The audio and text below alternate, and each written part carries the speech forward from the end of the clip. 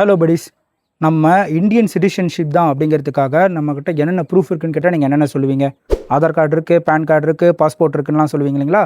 இனிமேல் அது எதுவுமே உங்களுக்கு இந்தியன் சிட்டிசன்ஷிப்கான ப்ரூஃப் இல்லை அப்படின்னு சொல்லி மினிஸ்ட்ரி ஆஃப் எக்ஸ்டர்னல் அஃபேர்ஸ் வந்து சொல்லியிருக்காங்க. ஆதார் கார்டு அப்படிங்கிறது பார்த்தீங்கன்னா ஜஸ்ட் உங்களுடைய அட்ரஸ் ப்ரூஃப் மட்டும் தான். பேன் கார்டுங்கிறது நீங்கள் டேக்ஸ் கட்டுறதுக்கான ஒரு டாக்குமெண்ட் தான். பாஸ்போர்ட் அப்படிங்கிறது நீங்கள் ட்ராவல் பண்ணுறதுக்கான ஒரு டாக்குமெண்ட் மட்டும் தான் அப்படின்னு சொல்லியிருக்காங்க. இதெல்லாம் இல்லை அப்படின்னா நான் வேறு எதை வச்சு இந்தியன் சிட்டிசன்ஷிப் தான் அப்படிங்கிறத நம்ம நிரூபிக்கணும் அப்படின்னு பார்த்தீங்கன்னா, முதல்ல நம்மளோட அப்பா அம்மா அவங்க வந்து சிட்டிசன்ஷிப் ஆஃப் இந்தியா தான் அப்படிங்கிறத நிரூபிக்கணும்.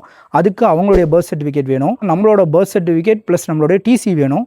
மூணாவதாக பார்த்தீங்கன்னா நேட்டிவிட்டி சர்டிஃபிகேட் ஒன்று இருக்கும். ஸோ இதுவும் எல்லாம் வச்சிங்கன்னா மட்டும்தான் நீங்கள் சிட்டிசன்ஷிப் அப்படின்னு சொல்லி டாக்குமெண்ட்ஸ் உங்களுக்கு கொடுப்பாங்க. இதெல்லாம் ஓகே. பாஸ்போர்ட்டில் பார்த்தீங்கன்னா உங்களுக்கு ஆல்ரெடி எல்லாமே செக் பண்ணிவிட்டு போலீஸ் வெரிஃபிகேஷன்லாம் போயிட்டு தான் வந்து நேஷனாலிட்டி இந்தியன்னு சொல்லி கொடுத்துருப்பாங்க. ஸோ இதுவும் கொடுத்தாலும் இதை வந்து நான் இந்தியன் சிட்டிசன்ஷிப் தான் அப்படிங்கிறதுக்கு இந்த ப்ரூஃபை எடுத்துக்க மாட்டேன்னு சொல்லியிருக்காங்க. ஸோ இது எதுக்காக பண்ணியிருக்காங்க அப்படின்னு சொல்லி பார்த்தீங்கன்னா, இப்போ கரண்ட்டாக எஸ்ஐஆரில் நிறைய பேர் எலிமினேட் ஆனாங்க இல்லைங்களா? ஸோ அவங்கெல்லாம் மறுபடியும் இன்க்ளூட் ஆகணும் அப்படின்னா இந்த சிட்டிசன்ஷிப் ப்ரூஃப் கேட்குறாங்க. இதை பற்றி நீங்கள் என்ன நினைக்கிறீங்க அப்படிங்கிற உங்களுடைய கமெண்ட்டை மறக்காமல் கமெண்ட் செக்ஷனில் சொல்லிட்டு போங்க. அப்படியே மறக்காமல் நம்மளுடைய பேஜை ஃபாலோ பண்ணிக்கோங்க.